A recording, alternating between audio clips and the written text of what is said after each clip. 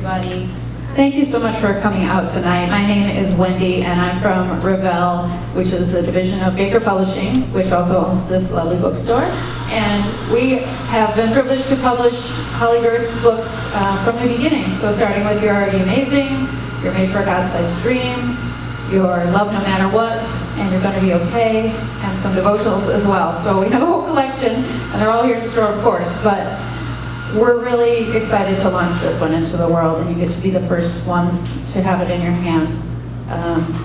We love Holley, and we love all her books, but we feel like this one's a little extra special. Holley put a little bit extra of herself into it. She really laid herself out and told her story, and I just know it's going to really bless and empower you. So we're really happy, and we know you're going to love it. So before you go, I'll just put a little pre-plug. We have a little station back there with the fun colors, so you can take a selfie of yourself, your book. We'd love to have you post that with hashtag Fiercehearted. And also we have a special promotion going on that we've had for pre-orders. If you purchase 5 copies of the book, and if you've already purchased one, then 4 more, for a total of 5, we find. We have these necklaces, and I'm repping the little arrow one. Holly's got one too. You can get one of those for free if you get 5 total copies. So that's a little fun thing that we have. It says, "Be strong and courageous" on the back to remind you of the message of Fiercehearted, which I know you're going to feel when you go away tonight. So we're just really excited that you could hear it straight from Holly's heart, and just we're going to have a quick video, and then Holly will be up. So thank you all for being here. Welcome, Holly.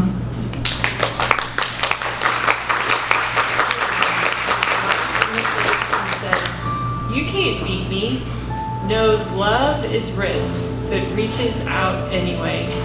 Understands kindness, takes real courage.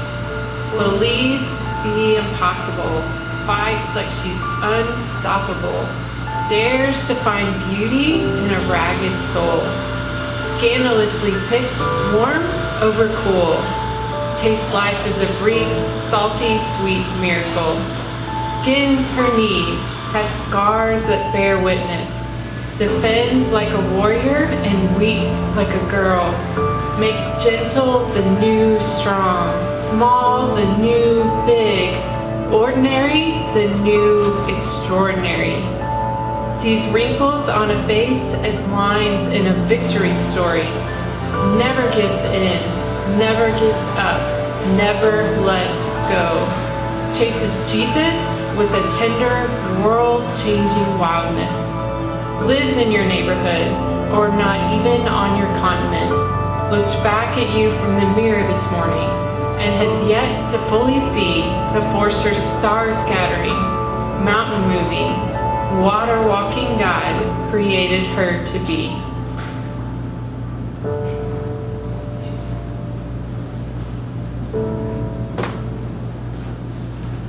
I'm so grateful to be here with you tonight. I want to echo what Wendy said, that it's just such a treat. And I know you have many other options for where you can spend your time, so thanks for being here. And thank you to Baker Bookstore for hosting.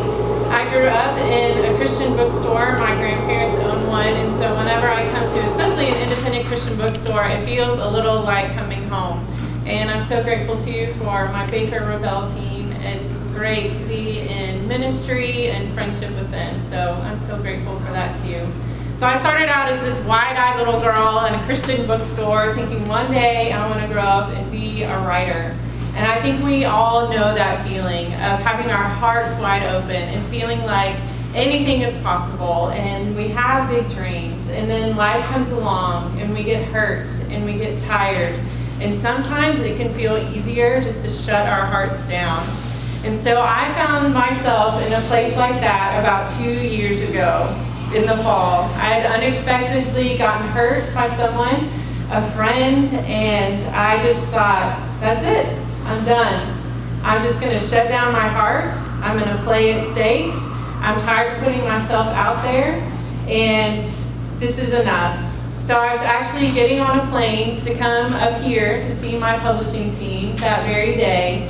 And I got on the flight, and I sat in the dark, and the stewardess was handing out those little crackly packages of peanuts. And in that moment, it seemed like Jesus just kind of whispered, what are you going to do? Are you going to shut your heart or you want to learn a new way to live more fully and love more bravely? And I'd like to say I was super spiritually and was instantly like, yes, Jesus, but I was like, no, no, I don't think I'm ready for that. But as I sat there in this process and felt him wrap his arms around me, I was like, okay, I want to learn a new and different way. So I sat in the dark and probably scared the person next to me. I'm surprised I didn't like hit the stewardess button and be like, we have a situation, because I'm like ugly crying on the plane. All I have with me is my Kindle, so I like pull it out and open the notes application and I'm like typing with my little fingers. I can hardly see. And I wrote what you just heard, what I call now the Fiercehearted Manifesto. And that word just kind of came to me and I said, that's the kind of woman I want to be. I want to be a fierce-hearted woman. And so this is where the book started. Not from a place of me feeling strong, but of me feeling very weak. Not from a place of me feeling like I had it all together, but feeling like nothing but the grace of God was holding me together. Not in the light, but in the dark. And so I say on the first page of Fiercehearted, I tried not to write this book. And I did. But God wanted it in the world, and he let me be a part of it, and the process of writing it transformed me. Because it really became time of me just going to a coffee shop and sitting with Jesus and telling him what was really going on in my heart.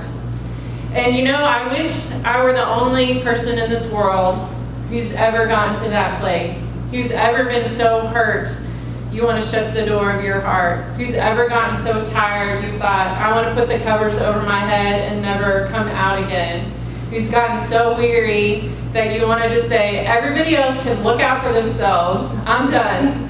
But I know that's not the case. I imagine every single person in this room tonight has been where I was on that plane, has sat in the dark and thought, I don't have anything else. And I think especially in our world today, I often say if I hadn't started writing Fiercehearted 2 years ago, I would start now. Because even thinking of the changes we've experienced since then, as in our culture, in our world, the hurt, the division, the confusion, the times that I look at the news and I think, I don't even know what to do with this.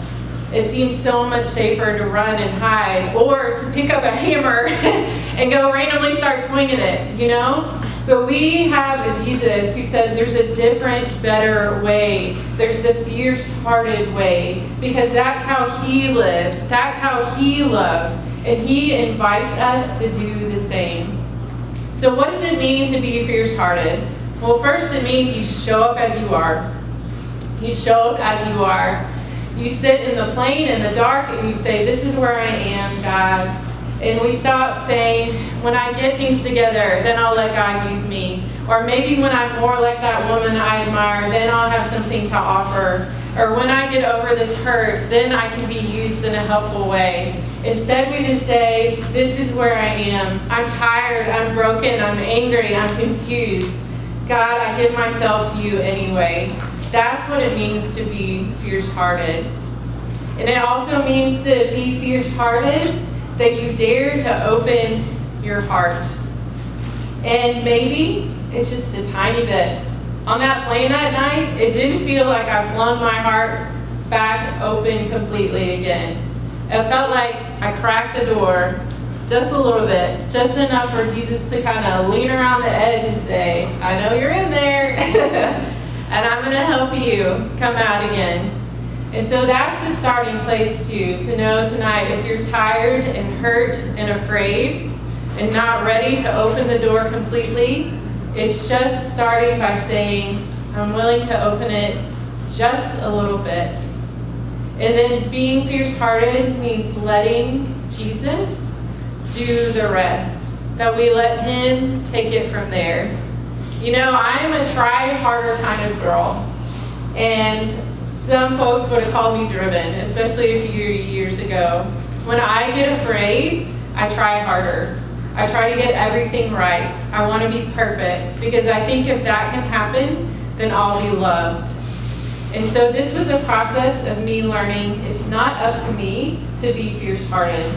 It's daring to say, you know what, I don't have anything left, God, Will you come and love me in this place anyway and do a transformational work in my life? And that's what he did in my life through this book. I feel like I'm a different person from when I started on page 1 and where I am today. And that is my hope and prayer for everyone else who will read it. So why do we need your fierce heart? You may be sitting here thinking, well, you know what? I don't think it even matters that much if I'm fierce-hearted or not, you know? It's a big world, there are a lot of people in it, other people have more to offer than I do. Like, why does it even matter that I'm fierce-hearted? So I want to talk about that too. And it matters that you're fierce-hearted first for the kingdom. Because you are on this earth for such a time as this. There is not another you. There never has been, there never will be. God doesn't have a backup plan for your life or your gifts or your heart. We either get them through you or we don't get them at all. And I believe especially, and we have some fierce-hearted men here tonight, which I'm so thankful for, but I believe especially that this message is for fierce-hearted women, and that we are called to be warriors. Not in the way that we may typically think of a warrior, because even in 2 Corinthians 10 it says we don't wage war as the world does. But nevertheless, we are called to be women who are warriors in the kingdom. I write in Fiercehearted about the word helper that was used for Eve. It's actually the word Ezer.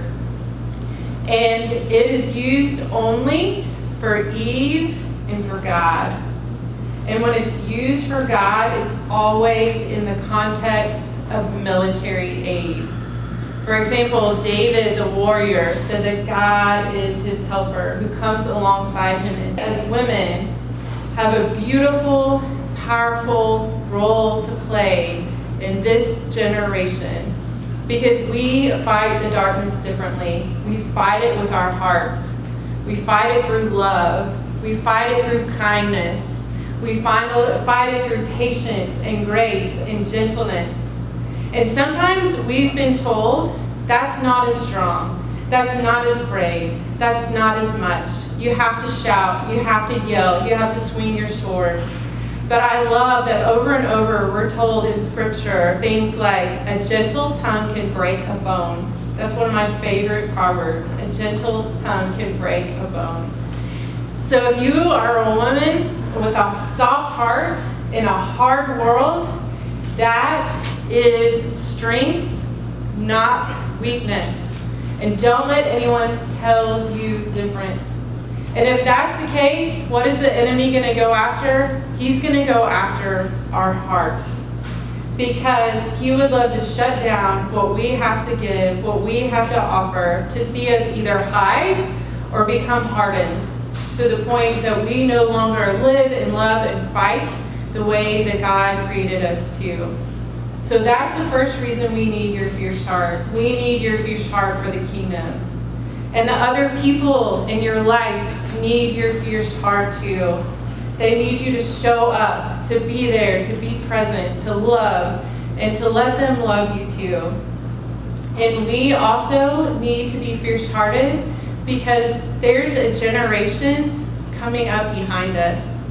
And I've been thinking about this more than ever before because I recently became a grandma, which is really fun and exciting. So if you don't know our story, my husband and I, he's back there, hi Mark, we got married and thought we are going to start a family, and we know how that works. It's going to be easy, and it wasn't. And a decade later, we realized that dream was not going to happen in the usual way. And long story short, God connected us with a 20-year-old named Lavelle who had basically aged out of the foster system, didn't have parents, and God said, "This is your daughter." And she said, "This is my mom and dad." And she ended up meeting a boy and got married. So we did all the life stages in like 5.2 seconds. And they had a little girl like 3.5 weeks ago. So we have little Ellie in our lives. That's her nickname, short for Eula Ellen, which are both family names. And I got to be in the room with Lavelle when Ellie came into this world. And I was on one side of her husband was on the other, and you never know what's going to come out in that kind of situation. You know, I was nervous. I was like, I haven't been here, I haven't done this, like, I hope I don't pass out, I don't really, you know, what's going to happen? But I found myself standing by my daughter's side and looking into her eyes as she went through the hardest thing she's probably ever done. And I just kept saying, you're strong, you're brave, you can do this. You're strong, you're brave, you can do this. And I thought, that is my heart for women now, that I want to say to all of us, you're strong, you're brave, you can do this. And Ellie appeared, there she was, and we were so delighted with her, and she got taken care of, and then I finally got to hold her, and I looked down at this little face and thought about the world that she was coming into, and all that it might hold for her. And I prayed over her as her new Nana. That's what I'm going to be called, Nana. And then I said to her, quite unexpectedly, you are going to be a fierce-hearted woman. And I thought, if she's going to be, that means it's up to me to lead the way in that. And you know what I don't want for her? I don't want her to look at me and think, my Nana is perfect, or my Nana never has struggles, or my Nana doesn't know what it's like to be hurt or afraid or scared or feel lonely. My Nana doesn't know what it's like to battle depression or anxiety, because I battle both. I have my whole life and probably will till I go home to Jesus. I want her to say, my Nana knows how to go through hurt and keep loving on the other side. My Nana knows how to reach out to people who are different than her. My Nana knows that she's a fallen, broken woman in a fallen, broken world, and there's going to be time when she needs to reach out for help. From Jesus, from her tribe, from her counselor, from all the people, because I want her to know that she can do that too. And I think a lot of us have idealized what it means to be a Christian woman. And of course, we want to live with excellence and faithfulness and all of those things. But I think there's some things that we need to be set free from. And that's what this book is about. It's about Jesus chasing me onto a plane and sitting in the dark with me and saying, gosh, you've tried hard. And he probably doesn't say gosh. Leave that part out. That's my southernness being imposed onto Jesus. So strike that from the record. But it's saying to me, I know you tried hard, Holley. I know you're tired. I know you're hurt. And that's okay. I understand. Because you know what? I walked this earth. I loved people who betrayed me. I went to a cross. But that's not the end of the story. I was resurrected. I came back to live fully and love bravely, and I still am today. And that is the Jesus we have living in us. And that is the Jesus that this world needs more than ever. So this is not about a book to me. If you came tonight thinking it's about just a book, then I hate to disappoint you, but it's about a revolution. And I've just recruited all of you. Because this isn't about telling you that how to become fierce-hearted. It's about me saying to you, you are already fierce-hearted. And if you recognize that about yourself, well done, because most of us forget it. And if you are someone who has forgotten it, I want to remind you the way Jesus did me in the dark on a plane and say to you, you still have so much to offer. We are here for such a time as this. We are irreplaceable. We are fierce-hearted women, and we are going to continue making a difference for the kingdom, for each other, and for the generations to come. And so that is my heart in this book. It's the most vulnerable thing I've ever written. I share things I never have before, because I believe that we overcome by the blood of the Lamb and the word of our testimony. And I don't know if you have a pristine testimony, but I don't. And so I spoke the truth about where Jesus and I have been, and through that, he gave me new hope for where we're going. So I got on a plane again yesterday, and I was in a very different place than the last time. And that's what I want for all of us, to become even more fierce-hearted.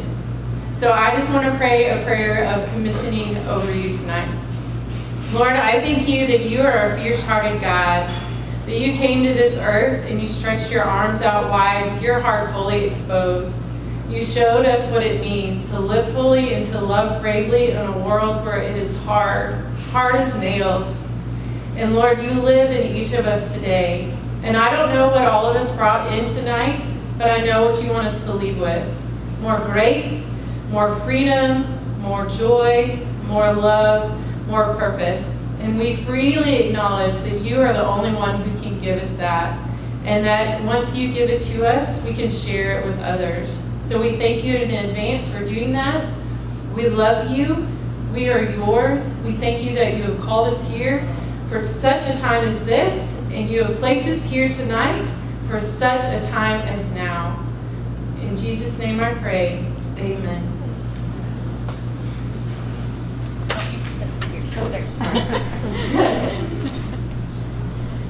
We have time for a little Q&A with Holley, so we don't have too long because we want to leave enough time for everyone to get to say hi afterwards. But I'm going to start us off with a question, so if you all want to be thinking of one, we'll have time for a couple from the audience at least. So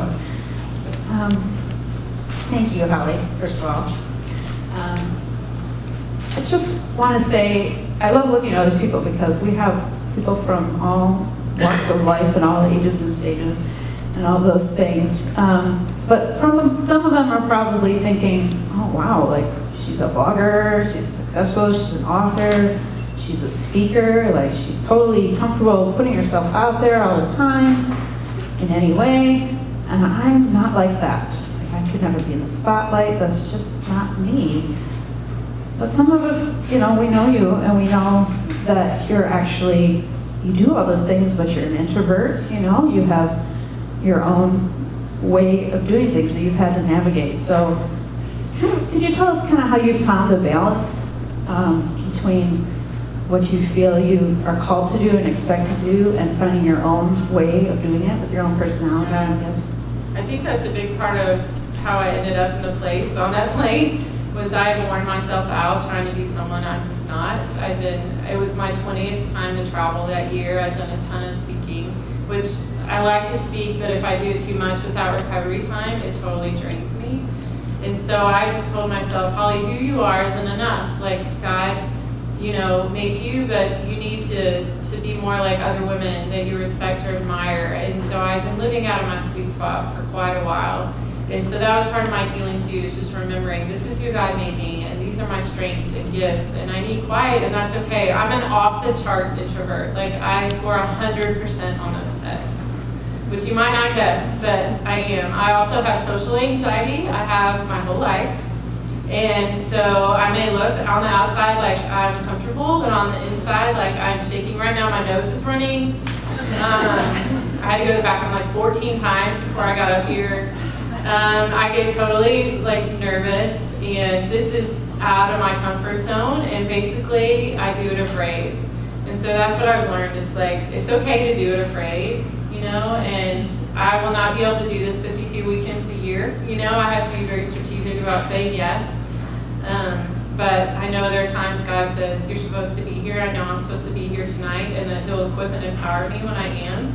But I never feel like I have it all together. I mean, even sitting here now, I don't feel like I have it all together. I don't feel like this is easy. I don't feel like, I'm super comfortable. Even before I got up, my heart was pounding so hard.